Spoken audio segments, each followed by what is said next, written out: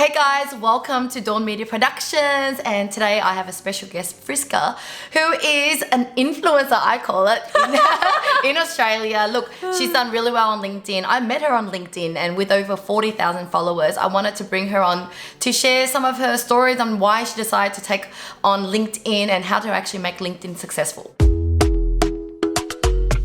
So Friska, tell us a little bit about what you do. When did you decide to get serious with LinkedIn? Yeah, sure. So first of all, I'm a change management consultant, coach, and trainer. So simply put, I help very large organizations pivot from A to B. Either they're embarking on a digital transformation, they have a pivot in strategy, or they want to change their organizational culture. So I get them there faster, less painful, with minimal productivity dips. And what started my LinkedIn journey was that I left corporate just before COVID hit. So I'd spent, nearly 10 years globetrotting all around the world, working for some of the biggest names in mining, engineering, and technology. And I was just really tired. And I thought, you know what, now's the time to try something different, because I couldn't fathom another 10 years doing the same thing. So I started consulting, registered my ABN, etc. After 6 weeks, I was like, what the hell? No one's calling me. What? Like, where are these blue chip clients lining up for me? And I was whinging about this to a friend of mine who also had left corporate, but is now a very successful CEO of a not-for-profit. And he said to me, you got to get on LinkedIn. And I said, what do you mean?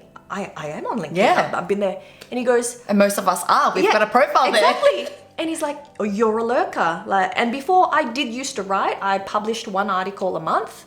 And he goes, look, I love your articles, very well written, very well researched, you're a smart cookie, but you're a change manager. You yourself need to take your own medicine and change with the times. And at the time, people were not consuming long form articles anymore. They were very much into the video.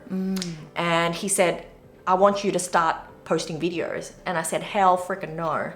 Were you camera shy at the time, or what was going through your head in terms of when it comes to videos? A, I'd never done it before. B, I didn't want to be judged for how I looked. I wanted to be judged on my intellect. So I was a little bit actually too proud to do it. And C, I thought I needed to know everything, all the ins and outs about video. I thought I needed a professional film crew. Yes. I thought I needed a studio, And I wasn't sure what to say. And basically he called me out on my BS and he goes, look, Love that. I want you to commit to me. He said, I want you to publish one video a week. If 6 weeks, no one likes your videos, you get no results, I'll shut up.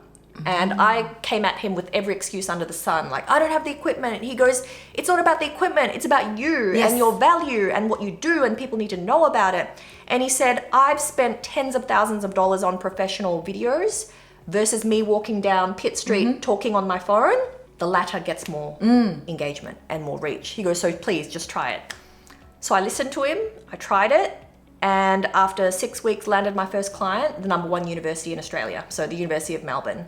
And it's because the executive director had seen my content on LinkedIn and it really resonated with him. Yeah, okay, I love that. And it's so similar to my story where I felt like video just cuts through the chase, right? People can just see you, feel like they get to know you quicker. Is that how you felt, like why it became more successful than the educational content that you were writing? It's much more easier to consume. Like, people look at an article and they think, oh, I don't have time to do that. But they see a 60-second video. It's like, I've got 60 seconds, sure. I'm waiting for my coffee. I'm on the tram to work. I'm whatever. So it's more easily consumed. At the end of the day, we are visual creatures. Yes. So 86% of communication is non-verbal, which means it's not what you say, it's actually how you say it. And people can see how you say it when they see you live on video. That's right, because you can read an article, but you'll never really know the person. It's like, what do they sound like? What's their personality? And video is just like them meeting you. But definitely during that time, that's the only way to meet people, right? Virtually. Okay, so then how did you feel after you've made a few videos? At first you were scared, but what was it like a little bit later? Care factor 0.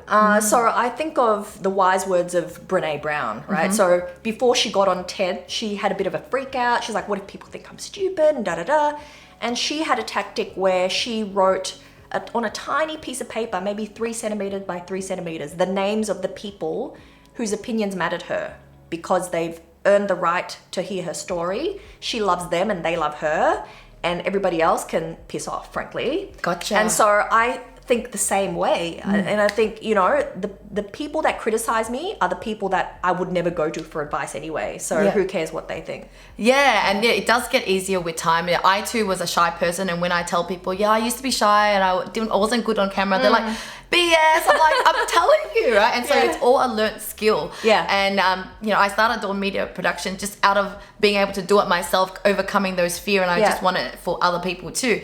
And so even if you don't want to do it on your own, we even help and facilitate that video. There's no excuses. Okay, so apart from the video content, I guess what are some of the tips around LinkedIn that's made you successful with it?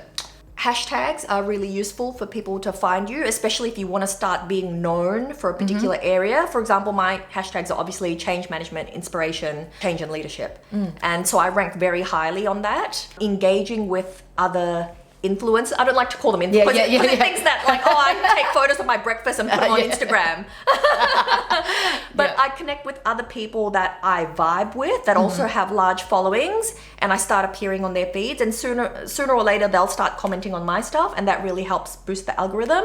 And last but not least, it's about the consistency. So I've been doing this for 2 years now. I grew from 5,000 to over 40,000, and people always think, wow, how did you do that? It's like, well, there's no such thing as an overnight success. So you really get out what you're prepared to put in, and I put in a lot. Yeah, and I can see you also kind of mixed it up with photos and other types of content, and it's quality photo. It's not crappy photo, and I feel like exactly what you just said. You know, ages ago when I got on social media, I was on social media, but I can tell why it wasn't working because I didn't really care what I was putting out. It was just, you know, quick. But then now everything that comes out, it's intentional because, hey, you are actually presenting to your potential audience. So why wouldn't you care about it? Is that your mindset too? 100%. And I disagree with all these other LinkedIn experts that say you just have to put stuff out there. It doesn't matter. So I'm a big believer in quality over quantity, because like one really amazing post can go viral and can really accelerate your growth. So that happened to me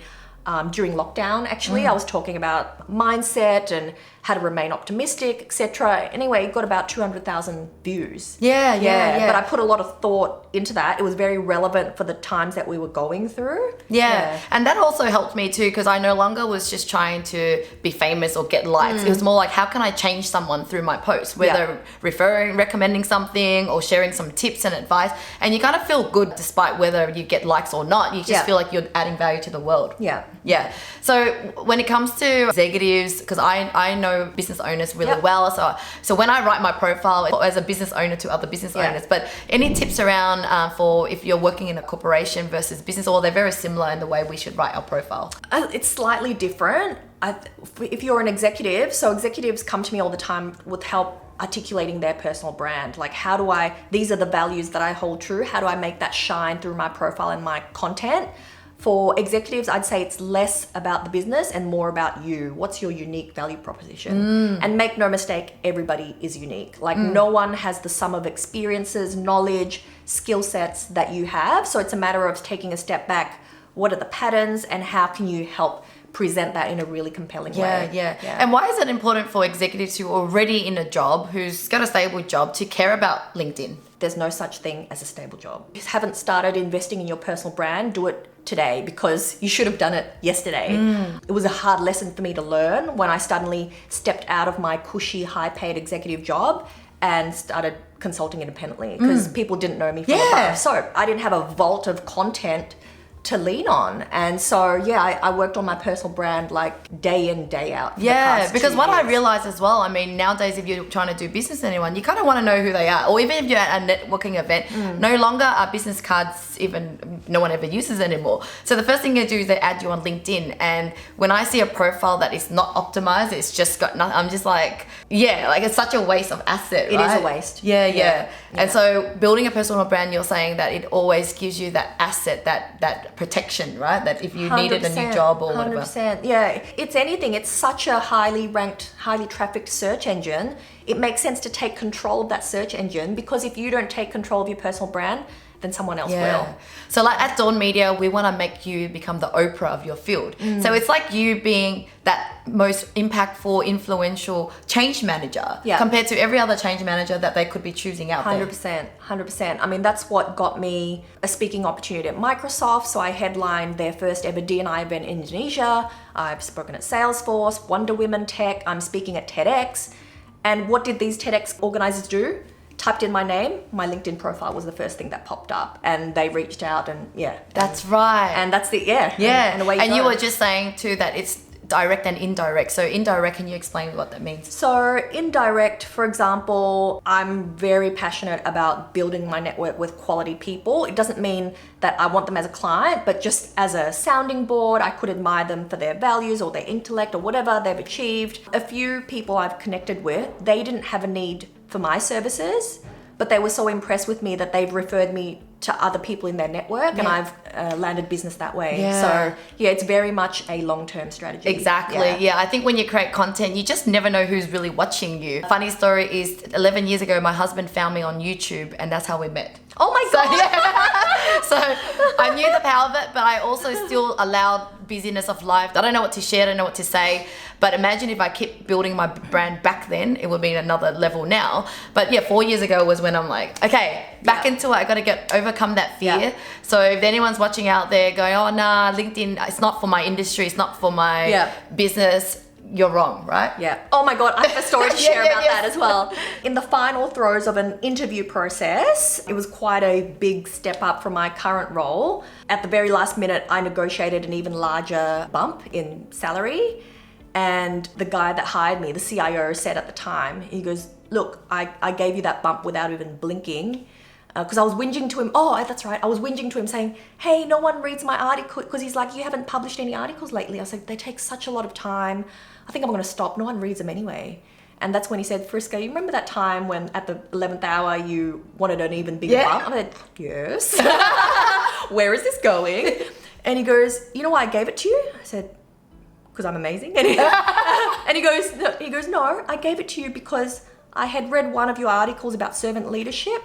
And I thought, I want that girl on my team. That's I like her value. I like her approach. And I'm willing to pay for that. Actually, final question for you.